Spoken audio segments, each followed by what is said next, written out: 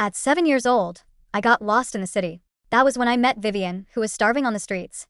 I lied to my mom, telling her I wanted a sister. Because of that lie, my mother adopted her. 18 years later, Vivian graduated from an Ivy League school, became the darling of high society, and had countless suitors. But she never dated. She always told everyone that love was a distraction for the weak.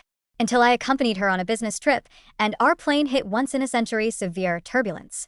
Thinking my life was ending, my hands shook as I dialed my fiancé, Julian Vance. I wanted to tell him that if I survived this, I wanted to marry him as soon as possible. I called him 132 times.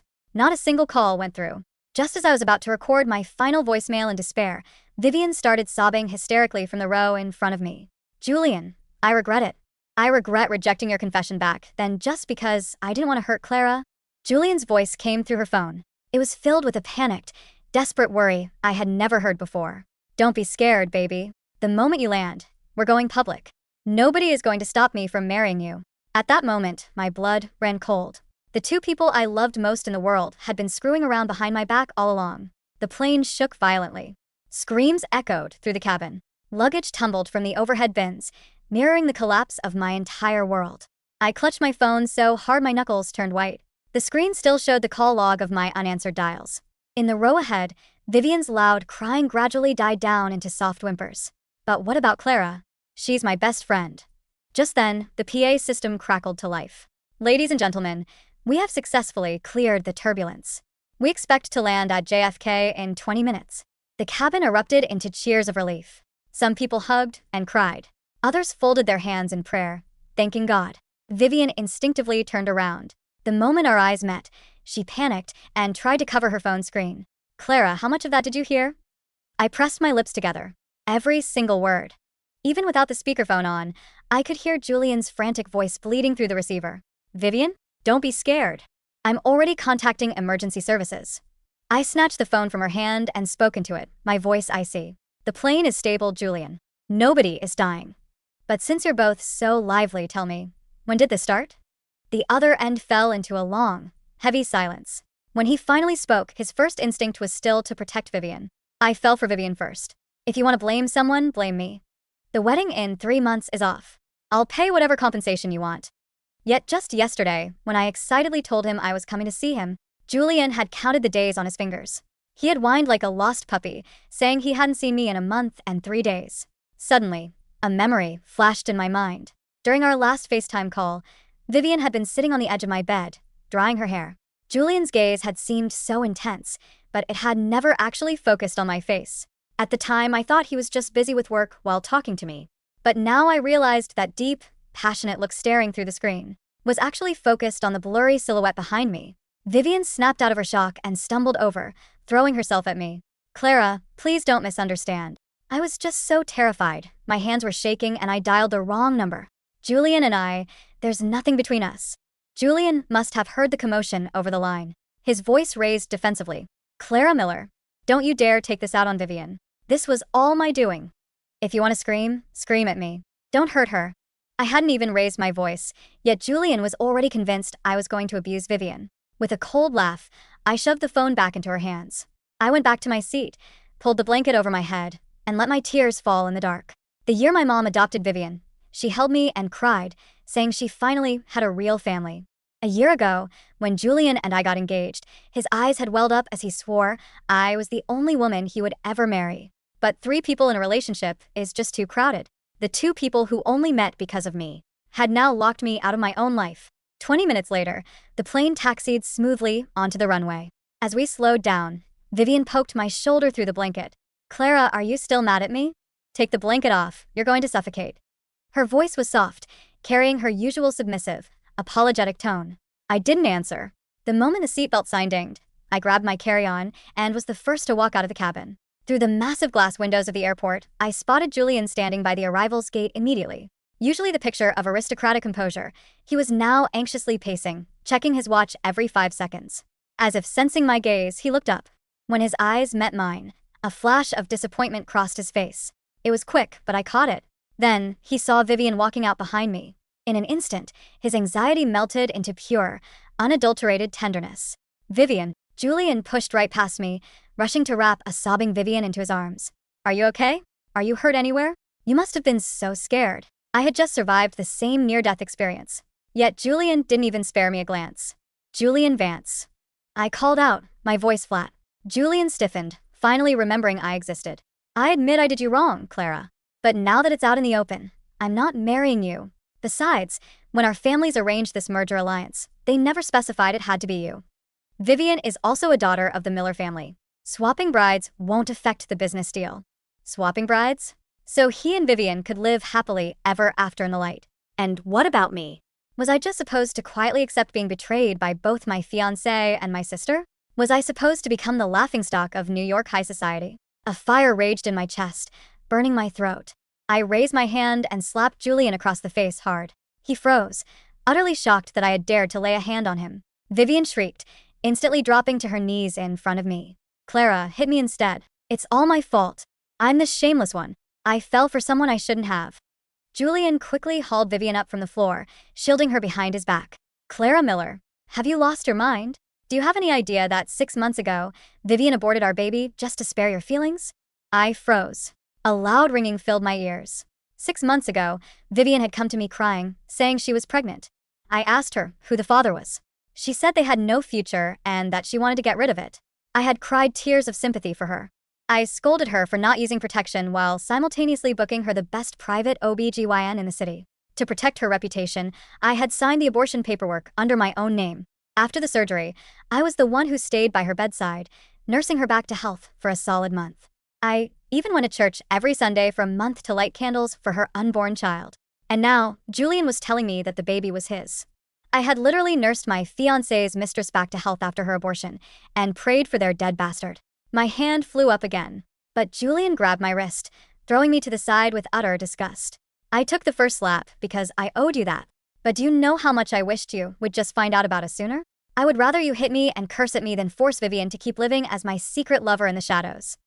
My elbow slammed violently into the hard marble floor. The skin scraped open, and blood began to seep out.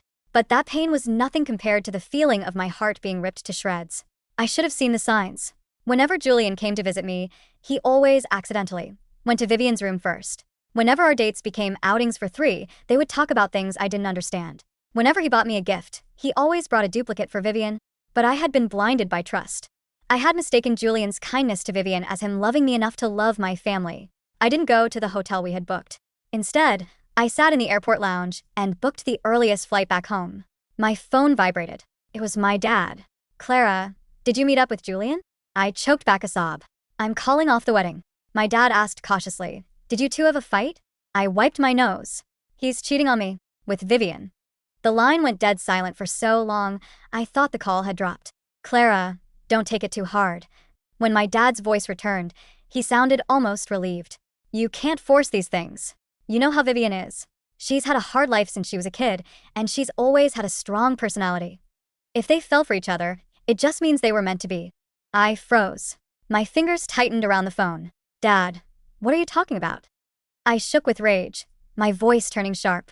Meant to be? Vivian seduced my fiancé. That's called being a shameless homewrecker.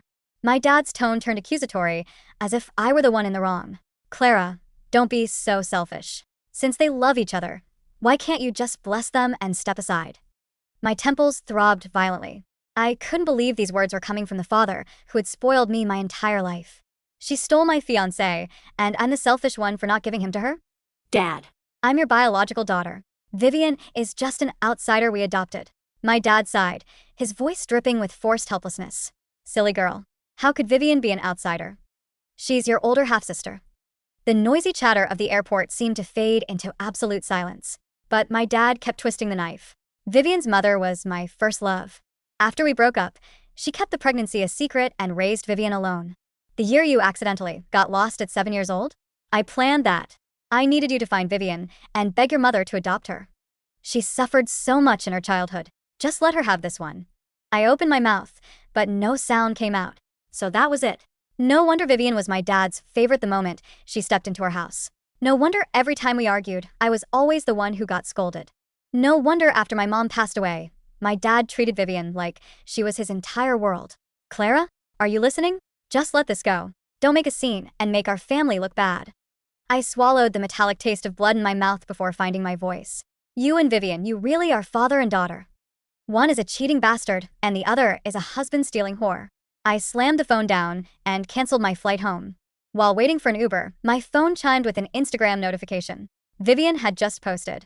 It was a photo of a man cutting a steak for her. The caption read, "It feels so good to finally love each other out in the open."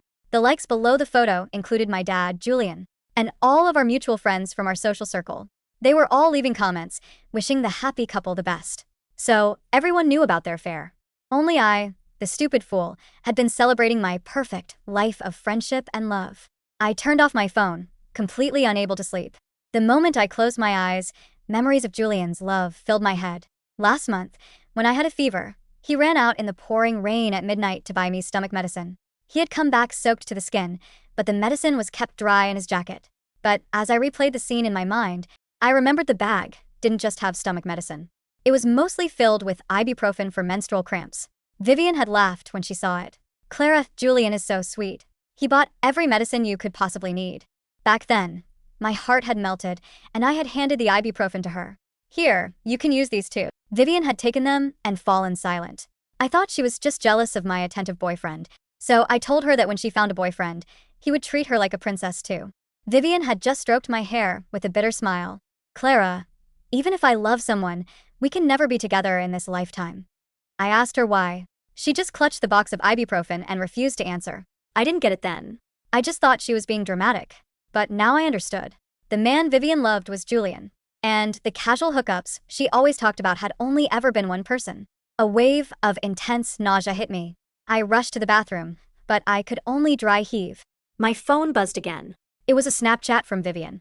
It was a photo of her and Julian's fingers intertwined. During our 5 years together, Julian had always refused to hold my hand or kiss me. Whenever I tried to initiate intimacy, he would gently push me away, saying he wanted to respect me and save it for marriage. But in reality, he was saving all his intimacy for Vivian. Then came a voice message, her tone dripping with smugness. "Oh, Clara, I'm so sorry. I meant to send that to someone else." My hand slipped. "It's been over a minute, so Snapchat won't let me unsend it." "Sorry?" I recorded a 60-second voice reply. Using every vile curse word I knew, I wished those two disgusting pigs a painful death. Less than a minute after I sent it, a loud, angry pounding shook my door. I opened it to find Julian, his face dark with fury. "Do you have any idea how hurtful your words are? Vivian only has you as a friend. Can't you be a little kinder to her?" Hearing his self-righteous accusations, I lost all my sanity. Did I lie? Her mother was a home-wrecking mistress, so of course her daughter is. Before I could finish, Julian's palm crashed against my face. "Clara Miller, shut up. Vivian's mother met your dad first. Vivian was born before you. If we're talking about who came first, your mother was the mistress, and you are the bastard." The metallic taste of blood filled my mouth, but it paled in comparison to the agony in my chest. I held my burning cheek, staring in absolute disbelief at the man I had loved for 7 years. Julian took a step closer, his eyes cold and mocking. "So, what are you crying about? Go apologize to Vivian right now." I bit my tongue, my voice hoarse. "You want me to apologize to the woman who stole my fiancé and sent me photos to mock me? Go to hell, Julian. In your dreams." Julian let out a cold sneer. "Don't regret this." By midnight, a massive scandal erupted on social media. Rumors flew that I had a wild sex life and had secretly undergone an abortion 6 months ago.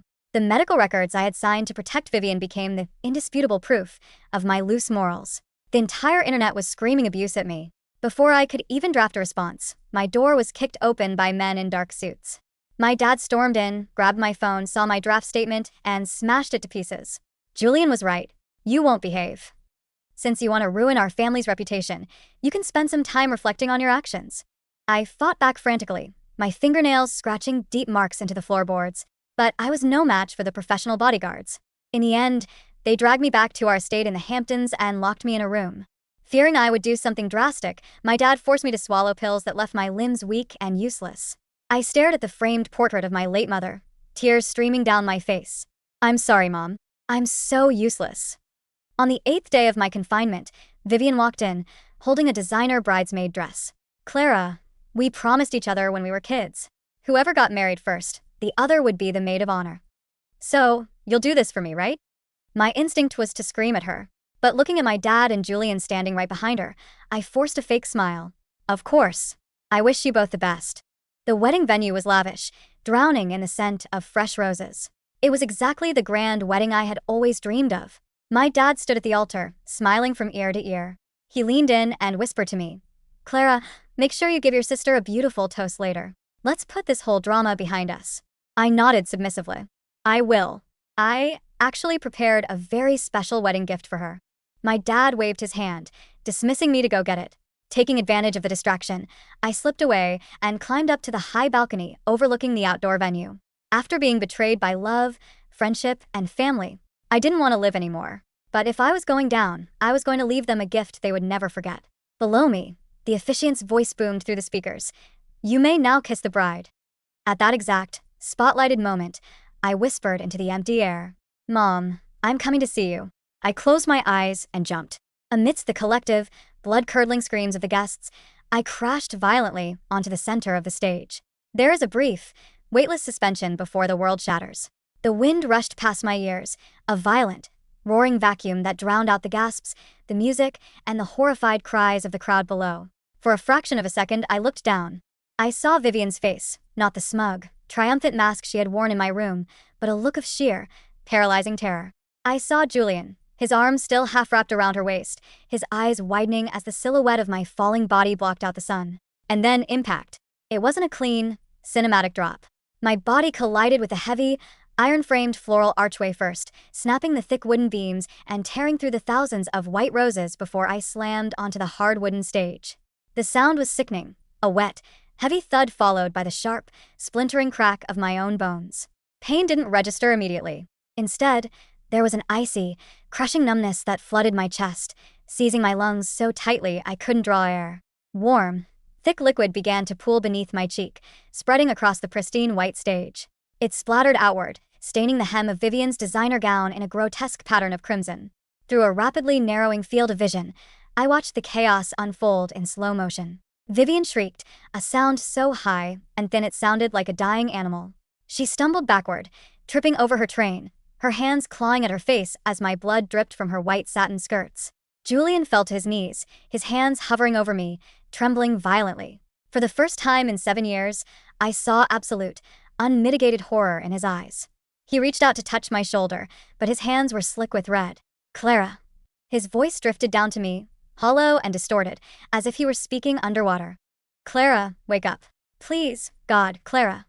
My father was there too, his face pale as ash, screaming at the security guards, his prestigious composure entirely disintegrated. I wanted to smile. I wanted to tell them that this was the wedding gift they deserved, a stain they would never, ever be able to wash out. But the darkness was impatient. It rolled in from the edges of my vision, cold and absolute, pulling me under. I did not die. When I first regained a sliver of consciousness, it was through the heavy, sterile scent of antiseptic and the rhythmic, mocking beep of a heart monitor. My body felt as though it had been shattered and glued back together with lead. Every breath was an agony of cracked ribs. My left leg was encased in a heavy traction cast, and a dull, throbbing pressure behind my eyes made even keeping them closed painful. "She's waking up. Call the doctor." The voice was low, authoritative, and unfamiliar. It didn't belong to my father, nor did it belong to Julian. I forced my eyelids open, squinting against the harsh fluorescent lights of the ICU. Sitting in the armchair beside my bed was a middle-aged man in a tailored charcoal suit. His hair was silver at the temples, his posture rigid, and his eyes, cold, sharp, and intensely intelligent, were fixed on me. As my vision cleared, I recognized him. Charles Lawrence, my mother's older brother, my uncle. He had been estranged from our family for over a decade. After my mother passed away, my father had systematically cut ties with the Lawrence family, claiming they were trying to interfere with the Miller family estate. As a child, I had been taught to view them as cold, greedy vultures. "Don't try to speak, Clara," Charles said, his voice softening slightly as he leaned forward. "You have a collapsed lung, a fractured pelvis, 3 broken ribs, and a severe concussion. You've been in a medically induced coma for 12 days. 12 days. I swallowed, my throat feeling as dry as sandpaper. "My dad." I croaked out, the word tasting like poison. Charles's expression hardened into something resembling granite. "Richard is currently attempting to manage a public relations disaster of biblical proportions. He is not allowed in this wing of the hospital. I have had my personal security team stationed at the doors since the hour you were admitted." He reached out, his hand hesitating for a moment before gently resting on my forearm, the only part of my body that wasn't bruised or bandaged. Your mother left her shares of the Lawrence Miller Trust to you, Clara. Richard only had control over them until you turned 25, or if you were declared incapacitated. He tried to have his lawyers sign over your medical power of attorney the morning after your fall. I stepped in. I have took over your guardianship. A tear slipped from the corner of my eye, burning against the raw skin of my cheek. They locked me up. They drugged me. I know, Charles said quietly. We found the traces of benzodiazepines in your toxicology report. The dosage was high enough to cause permanent cognitive damage if continued. We have already documented everything. He leaned closer, his eyes burning with a cold, protective fire. Before he jumped, Clara, you sent an encrypted file to my firm's legal department. It took my IT team 3 days to decrypt it, but we have everything. The abortion records signed in your name, the audio recordings of Julian admitting to the affair, the screenshots of Vivian's messages, and the security footage of your dad's men dragging you out of the apartment. My heart rate spiked, the monitor beside me warningly accelerating its beeps. I had forgotten. In those final, desperate hours in my locked room, when the drugs had briefly worn off, I had used an old tablet I'd hidden under the floorboards years ago to schedule a mass email. I hadn't expected to survive to see the fallout. What? What happened to the wedding? I whispered. Charles let out a short, humorless laugh. The wedding ended the moment you hit the stage. The press was waiting outside the gates for the reception. When the ambulances arrived and guests fled in hysterics, the story broke within minutes. And when your scheduled social media post went live an hour later with the link to the cloud drive, well. He stood up, walking over to the window and pulling back the blinds to reveal the bustling New York skyline below. The Vance Group stock has plummeted by 30% in less than 2 weeks. Richard's board of directors is currently holding emergency meetings to strip him of his CEO title. And your sister, the darling of high society, has become the most reviled woman in the state. I lay there, staring at the ceiling, a strange, hollow sensation washing over me. I had wanted to end my life to escape the pain, but instead, my survival had turned my desperate act of despair into a devastating, inescapable trap for the people who had destroyed me. They want to see you, Charles said, turning back to me. Richard, Julian, and Vivian. They are desperate. They are offering anything to make this go away. They want you to sign a statement saying the jump was an accident, a result of a sudden depressive episode, and that the documents online are forged. I closed my eyes. The image of Julian's palm striking my face flashed across my mind. The memory of my father's cold voice telling me to just let it go. The smug look on Vivian's face as she held the bridesmaid dress. No, I whispered, my voice gathering a cold, steady strength I didn't know I possessed. No statements. Good, Charles said, a faint, dangerous smile playing on his lips. Because the Lawrences do not settle. We destroy. The recovery was a slow, grueling descent into hell, but it was a hell I welcomed. Every painful physical therapy session, every tear I shed as I relearned how to put weight on my left leg, was fuel for the fire burning inside me. I refused all visitors except for Charles and my legal team.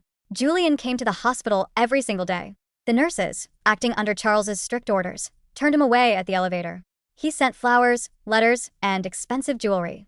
I had the nurses throw the flowers directly into the biohazard bins. The letters and jewelry were cataloged by my lawyers as evidence of harassment. My father tried to use his influence to bypass security, but the Lawrence family's legal and financial weight was a barrier he could not breach. He was drowning in his own corporate quagmire.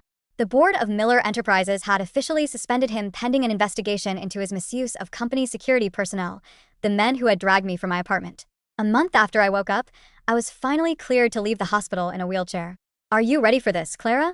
Charles asked as his assistant adjusted the black wool coat over my shoulders. I've never been readier, I replied. We didn't go back to the Hamptons. Charles took me to the Lawrence estate in upstate New York, a sprawling, heavily guarded fortress of stone and ivy. It was here, in the grand library overlooking the autumn forest, that I met with my lead attorney, Arthur Vance. No relation to Julian, though Arthur took great pleasure in the coincidence. The civil suit is ready to be filed, Arthur said, laying out a thick stack of manila folders on the desk before me. We are suing Richard Miller for unlawful confinement, medical negligence, and breach of fiduciary duty regarding your mother's trust. We are suing Julian Vance for physical assault and defamation, using the leaked medical records he used to ruin your reputation. And Vivian? I asked, my voice flat. Vivian is trickier, Arthur admitted, adjusting his glasses. Technically, sleeping with a fiancé isn't a crime. However, she was an accomplice in your confinement. We have security footage from the Hamptons estate showing her entering and leaving the room where you were kept, fully aware of your condition. We are filing charges for conspiracy and deprivation of liberty. I traced the edge of the mahogany desk. That's not enough. They want a public resolution. They want to buy my silence. They do, Charles agreed, stepping forward. Richard has reached out to me directly. He is offering to transfer all of his remaining shares in Miller Enterprises to you in exchange for dropping the lawsuits and releasing a joint statement of reconciliation. He's desperate to save his company, I murmured. He is. Without the Lawrence Trust's backing, Miller Enterprises is a sinking ship. The banks are calling in their loans, and their partners are pulling out. If you accept, you will effectively control the company. You can fire him yourself. I looked out the window at the falling leaves. It was a tempting offer. Direct, swift, and clean. But a clean end was too merciful for what they had done to my mother, to me, and to the memory of the child Vivian had aborted and blamed me for. Tell him I want to negotiate, I said slowly. But I won't do it through lawyers. I want to meet them. All three of them. Together. Charles raised an eyebrow. Are you sure you're strong enough for that, Clara? I looked down at my hands. The scars from where my nails had scraped the floorboards as I was dragged away were still visible, faint pink lines against my pale skin. I'm not the girl who jumped off that balcony anymore, Uncle Charles, I said softly. They killed her. I want them to meet who's left. The meeting was set at the neutral office of a private mediation firm in Manhattan. The room was vast, dominated by a long glass table that overlooked the East River. When Charles rolled my wheelchair into the room, the silence was deafening. Richard, Julian, and Vivian were already seated on one side of the table. I barely recognized them. My father looked 10 years older. His immaculate suits were gone, replaced by a slightly ill-fitting navy blazer. His eyes were bloodshot, the bags beneath them deep and dark. Julian sat next to him, his shoulders hunched, his hands clasped tightly between his knees. The arrogant, untouchable air of the Vance group looked hollow, his jaw covered in a rough, untrimmed beard. And then there was Vivian. She was dressed in a simple, high-necked black dress, devoid of any jewelry. Her face was pale, devoid of makeup, her eyes wide and watery. The moment she saw me, she let out a choked sob and half rose from her seat, but my father pulled her back down by her sleeve. Clara, my father breathed, his voice trembling. My God, look at you. I sat quietly, my face an unreadable mask. Charles stood behind my wheelchair, his hands resting on the handles, a silent, imposing sentinel. Let's get down to business, Arthur said, taking a seat beside me and opening his laptop. We have received your proposal regarding the transfer of Richard Miller's shares. Before we discuss the terms, my client wishes to speak. Julian looked up, his eyes locking onto mine. There was a desperate, pleading look in them that once would have made my heart ache. Now, it only filled me with a deep, profound disgust. Clara, Julian started, his voice cracking. I am so sorry. I was a monster. What I did to you, what I said, I was out of my mind with panic. I didn't mean any of it. I swear to you, I didn't know your father was drugging you. I thought you were just away, recovering. You hit me, Julian, I said, my voice barely above a whisper, yet it cut through the room like a razor. You stood in my room, called me a bastard, and struck me across the face because your mistress was upset. Julian flinched, as if I had struck him back. I know. I've hated myself every second since then. I can't sleep. I can't eat. Please, Clara, let me make it up to you. We don't have to get married, but let me help you. Let me pay for your medical bills, your rehabilitation. The Lawrence family does not require your charity, Mr. Vance, Charles interrupted coldly. Vivian suddenly fell to her knees, just as she had done at the airport, sliding across the carpet until she was right in front of my wheelchair. She reached out to grab my knees, but Arthur stepped between us, his face stern. Clara, please. Vivian wept, the tears streaming freely down her face. I'll do anything. I'll leave the country. I'll never see Julian again. I'll change my name. Just please don't ruin Dad. Don't send him to prison. He only did what he did because he loved me, because he wanted to make up for all the years I spent on the streets. I looked down at her. This was the sister I had begged my mother to adopt. The sister I had shared my bed, my clothes, my secrets with. You knew, Vivian, I said, my voice dead and cold. When you came to my locked room with that bridesmaid dress, you knew I was being drugged. You saw my hand shaking. You saw how weak I was. And you still asked me to hold your train. Vivian's sobbing choked off. She looked up at me, her eyes darting frantically. I was scared, Clara. Dad said if we didn't go through with the wedding, the family would be ruined. I didn't want you to die. I thought once it was over, we could go back to normal. Normal? I let out a soft, chilling laugh. You aborted Julian's baby and let me take the blame. You let the entire world call me a whore while you played the innocent victim. Did you think we could go back to normal after that? My father finally spoke, his voice cracking with emotion. Clara, she is your sister. She is my daughter. I turned my gaze to him, the man who had orchestrated my childhood trauma just to smuggle his illegitimate child into our home. She is your daughter, Richard, I said, dropping the title Dad entirely. But she is not my sister. My mother had only one child, and you helped destroy her. Richard closed his eyes, a heavy, defeated sigh escaping his lips. What do you want, Clara? Just tell me.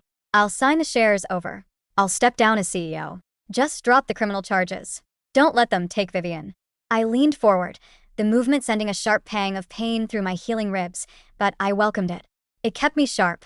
I will accept the shares, I said. But not just your shares, Richard. I want Vivian's trust fund dissolved and transferred to me as well. I want the deed to the Hamptons estate and the penthouse in Manhattan. Richard's eyes widened. That is nearly 90% of my net worth. I will have nothing left. You will have your freedom, I replied coldly. For now. I will drop the civil lawsuits against you and Vivian. But the criminal investigation into the drugging and unlawful confinement is out of my hands. The district attorney has already seen the toxicology reports. I cannot stop a state prosecution. Julian gasped. Clara, what about me? The Vance Group is facing bankruptcy. My father is threatening to disown me. I turned my eyes to Julian, staring at him until he looked away in shame. You wanted to marry Vivian, Julian. You wanted to go public. I smiled, a small, hollow thing. I hope you two enjoy the life you built on my blood. You have each other now. No one is stopping you. The signing of the transfer documents took 3 hours. When it was finished, Richard Miller was no longer the majority shareholder of the company he had spent his life building. He was a minority owner with no voting rights, no board seat, and no authority. Vivian was stripped of every penny of the Lawrence Miller Trust.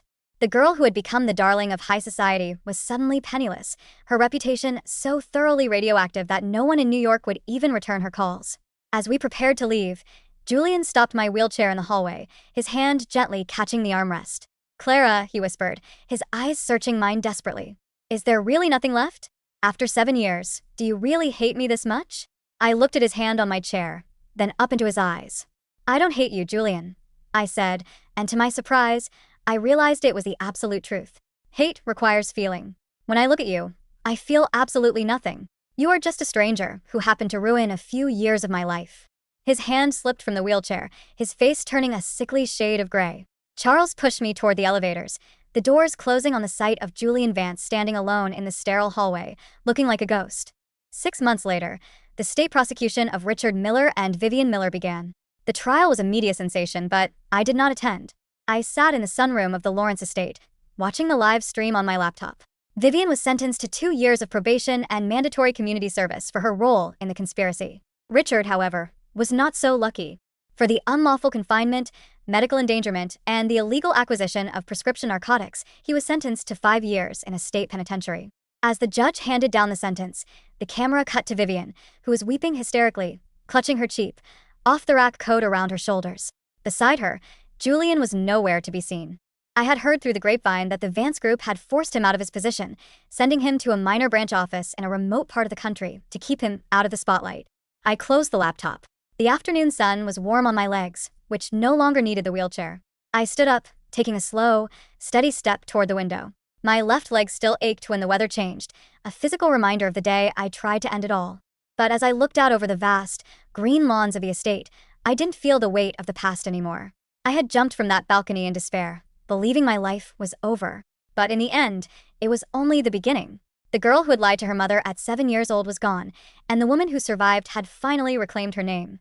I took another step, steady and strong, into the light.